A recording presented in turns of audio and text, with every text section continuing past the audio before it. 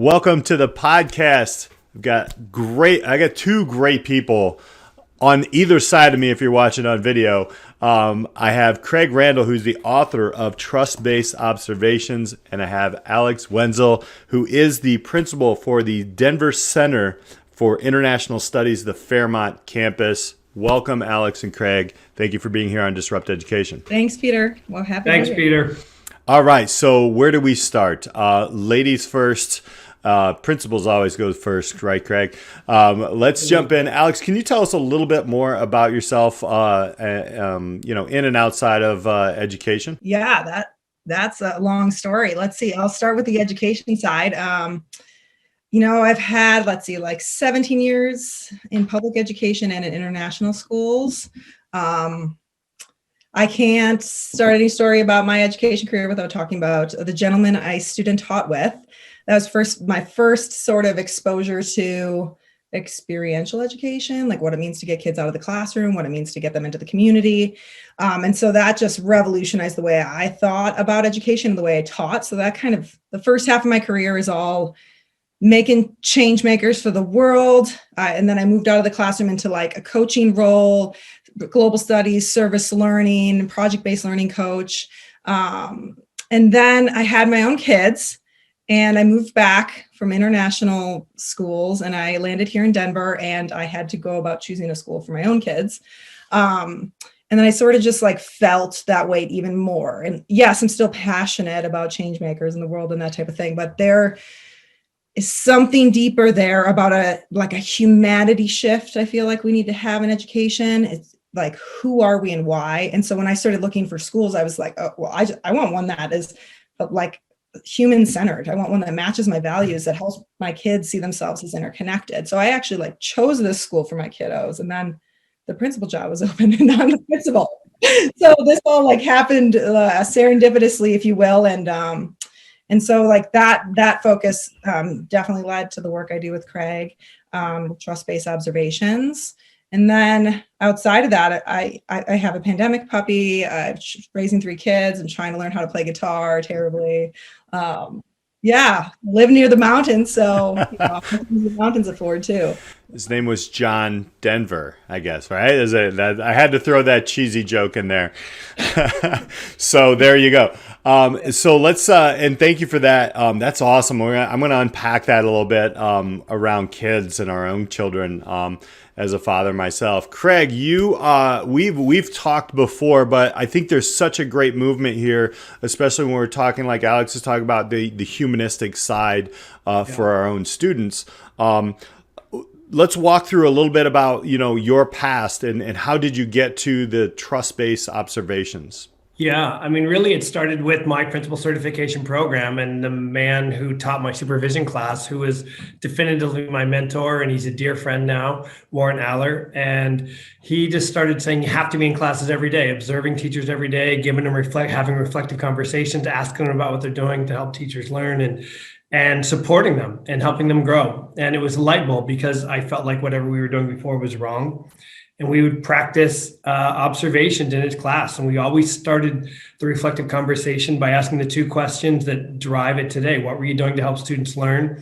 And if you had to do over again, what, if anything, might you do differently? And it actually started in Korea when I was Alex's principal and she was my teacher. One of my teachers, that's probably not the right way to say that, but you know what I mean? And it just grew from then. And I mean, Alex can tell you right away, it just had an amazing impact on the faculty right away, and it changed the culture, and people were willing to take risks and grow because they felt safe, because it was really, I didn't know it was trust back then, but that's where it started. So we're coming off of Teacher Burnout Month, where a lot of our educators were talking about that. It's very prevalent. You go on any Twitter, you put a hashtag teacher in there, it's probably 10 to 1. Oh my goodness, right? And as we're coming into March, where everybody's like, please, let's get into the next break or whatever it is. However, for me, And a lot of the guest before was about that innovation. What are you doing differently? How can you take more risks? So with that being said, let's jump into that, Alex. I think, you know, what you mentioned a little bit about your kids is the same thing as me, right? How can I get my students and my own children to take some more risk? Well, without a risk-taking teacher, that really doesn't exist, right? So if you can unpack that a little bit about how your the school and what you've seen with this, you know, simple yet effective trust-based observation method that you're using. Man, so much there to unpack. Let me see. I think I want to start with my own kids because it's so close to home and it's so close to the heart. Mm-hmm. And they are living, breathing, out of the womb, creative, innovative little creatures. And I really worry that the system is going to crush them. So I'm really looking for a way to somehow find a place where they could have that freedom to grow as little individuals, definitely as part of an interconnected world, and like a place that would foster creativity. I think that's what our world needs now more than anything. And then when I became their school leader and I had this like huge amount of, I don't know, weight to like now lead the school and like practice what I'm preaching. I've always in the middle of a pandemic, because that's when you started. Yeah, just that too. No pressure there. Well, we could also have a whole month on principal burnout. But anyway, teachers first for always. But I'm always looking for ways to like bring the humanity back in, as I said at first. And what I found, so I'm trained in circle practices. That's like so circle forward is just a great textbook for all those circle practices. And there's like 7 core assumptions that I just feel like the world should have. And one of those that really impacts me the most is just like everything we need to make a positive change is already here. And so that was so much a part of who we are as a school. And we would talk about that with kids. Like, we're not going to go ripping down kids and talking about all their deficits. We're going to talk about how they are incredible humans. But it's hard to get a group of adults to have that mental model shift if it's not what they are experiencing. Like, if we're going to be in their classroom every day, not even, but you know, the minimum amount of times we have to judge them and put a number on them and rate their pedagogy, we are not saying that to them. We're not putting the adults in a culture where that is true, where we really value what adults bring to the table. So how can they turn around and then do that for students? So with trust-based observation is just, it helps me do what I want to do with my school, because I'm able to create a culture amongst adults that they can then recreate with students. So every individual has strengths, right? Those 2 questions that Craig's just named, teachers get a chance to talk about what they're doing right. And we name over, it's like a strengths-based approach. We name over and over again in minute detail, like how like incredible they are in their classroom. And it's a complete shift, and they still go, yeah, but like, what did I do wrong? What should I do differently? And we can definitely I think that's human nature in some ways. We always want to grow.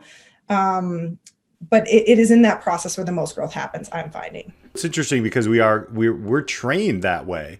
I think a lot of teacher training programs are, all right, well, this is how the observation is going to go. And I didn't even think about that, and shame on me for doing it, because as an administrator, yeah, a total burnout. I mean, there are just as many administrators feeling that as well. The weight on your shoulders. I even talked to a few of my administrators, and I asked them, how are you guys doing? And I'm fine. Why wouldn't I be? You know, so you can just feel the pressure. How has that like transformed you as a leader? I mean, it's you're leading with instead of, you know, working on top of people, like pointing and such. Tell us a little bit about how this has affected you and even your health going through, even though there's 1,000 other things that are tough. But it's just one less thing. How are teachers converting outside of that typical, yeah, well, okay, well, what did I do wrong, right? You know, because we're used to not seeing our own strengths. Yes, 100%. I mean, first, from like an individual lens, like, I don't have to have all the answers. And like, gig is up. Coaches and principals and instructional coaches do not have all the answers. And it's an art. There's science, yes. But that shift into yes, I'm in here collecting evidence. Yes, I'm in here telling you all the millions of things you're doing right. Yes, I still have my laptop open. A lot of things feel similar. I am in here to share with you what I see happening that's making an impact for kids. And then I don't have the answers on the next steps, right? Like I think in some cases there's some guidance, especially with newer teachers. However, we're really collaborators. And I think that's disappointing a little bit, because I think people like the idea that there's going to be some magician that comes in and says, and here are the next 5 steps. If you just do them, all students will score the highest they've ever scored in the state standardized assessment. Like, that's not real. And so they have to give that up too, and Craig knows our model. We have teacher leaders with several coaches. I'm not the only coach.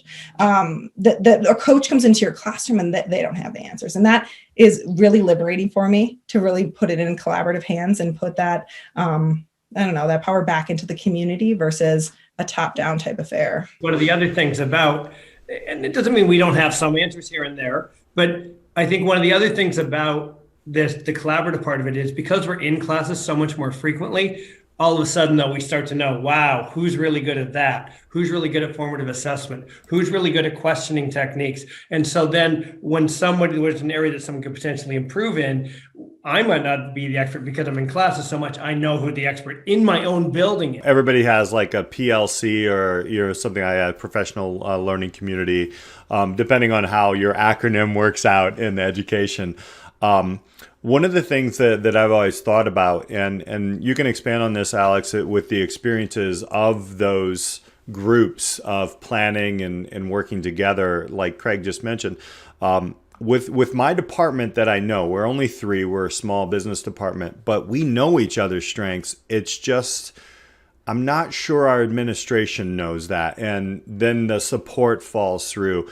We're actually kind of doing this off the record in a certain way, but we still feel like, is this what the school kind of wants? Is this how, so how is this affecting even outside of the classroom? And you have the coaches and such.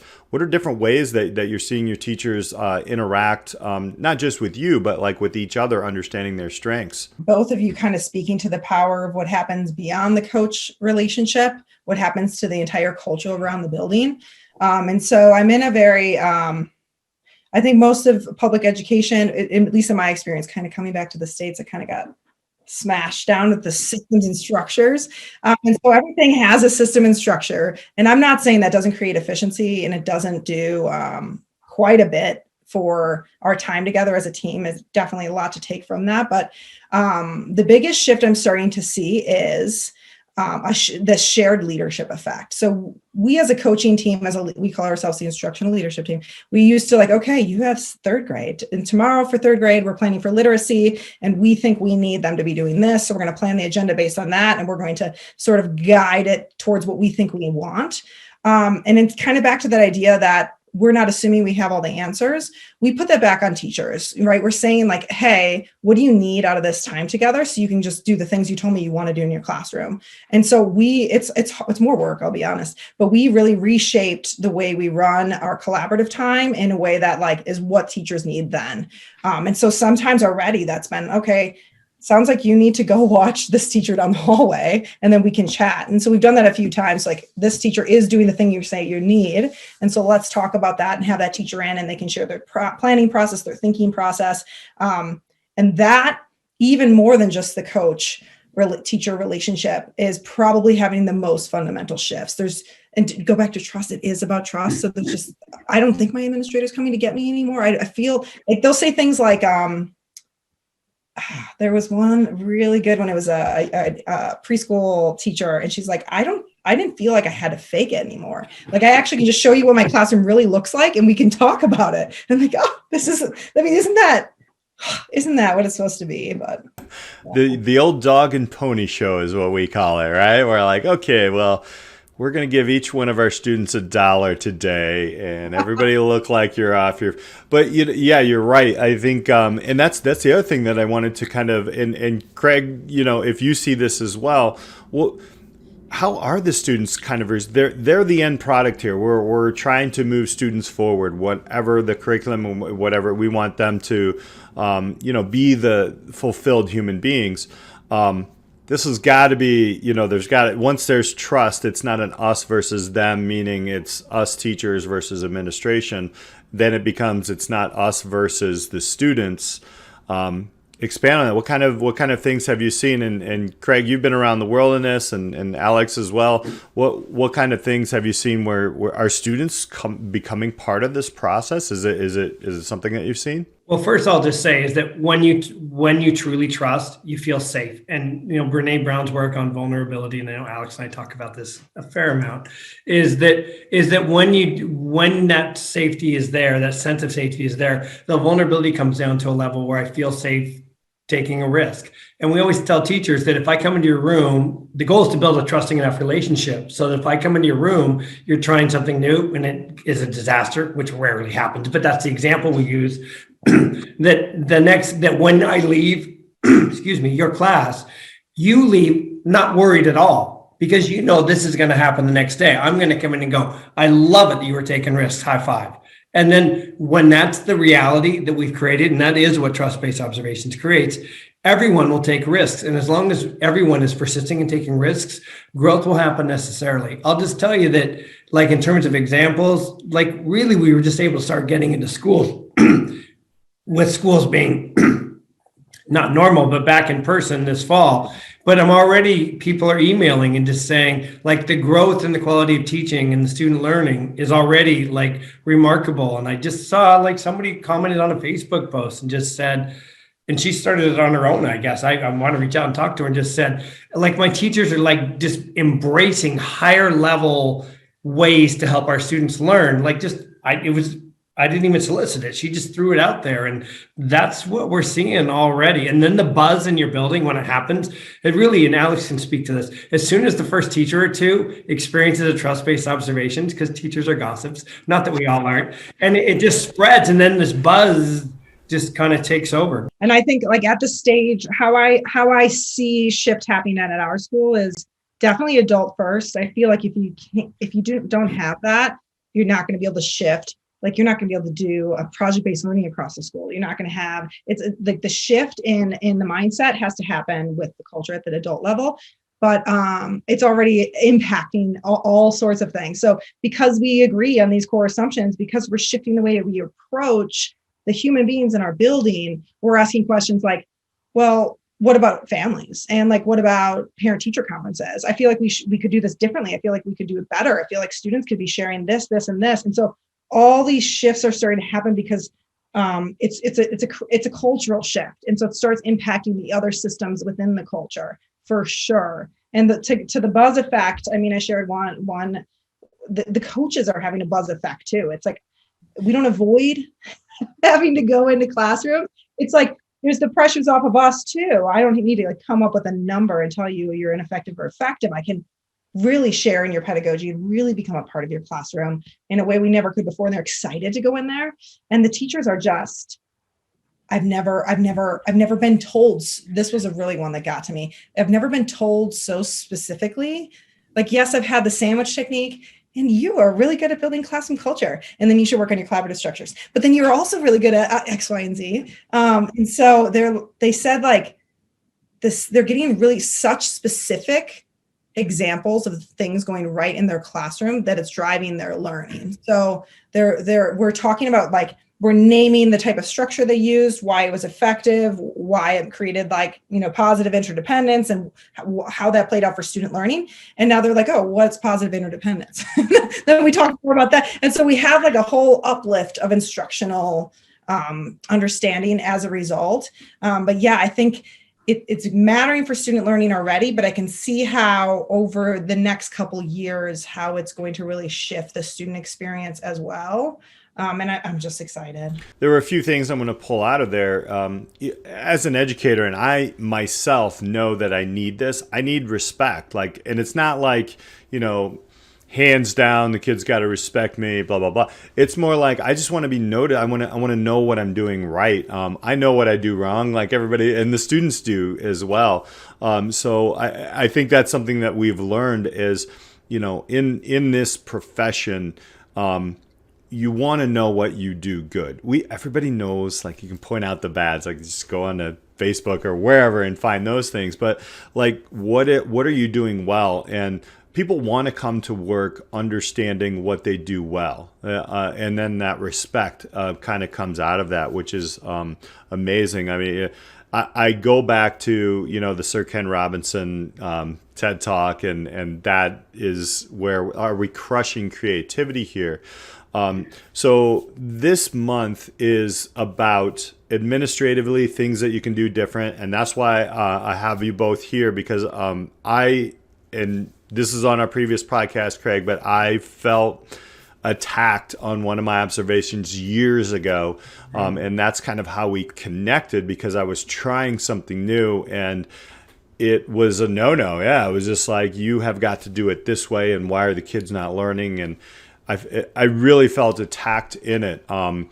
However, now let's look at the law part of it. Now, I'm in Illinois, and so I'm just going to call it out. There are a lot of blockers to different ways that we observe, maybe some union challenges, some all different kinds of things. Not so much, I'm going to guess, in Colorado, and then probably even less in the world. How do we get things like this noticed for lawmakers and higher ups on boards of education to make this shift? I'm not super familiar with other states, but we definitely have some legal guardrails around it. So in the state of Colorado, you absolutely have to get at the end of every school year, give every single teacher a rating, and it can be approaching, effective, distinguished, things like that. And so that absolutely has to happen, and it's required. And so I'm just, Craig and I think highly get along in this way. I just figure out how to do it. So I called up my state liaison, and I said, hey, Sue, let's chat. Somehow she had already read the book.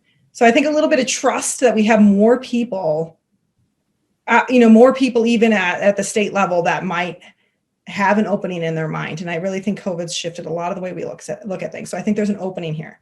So I called her up, and she said, yes, you absolutely need to have that, but you don't have to do it in this same way. You don't need to come in and give a number to pedagogy every time you're in the room. You don't need to have this type of sort of constant rubric system. And so she just gave me some advice and told me who to talk to within my own district. And it's big enough that I didn't know who to talk to. So she connected me back to my own district. And I had that brain power in the same room about how to rethink this.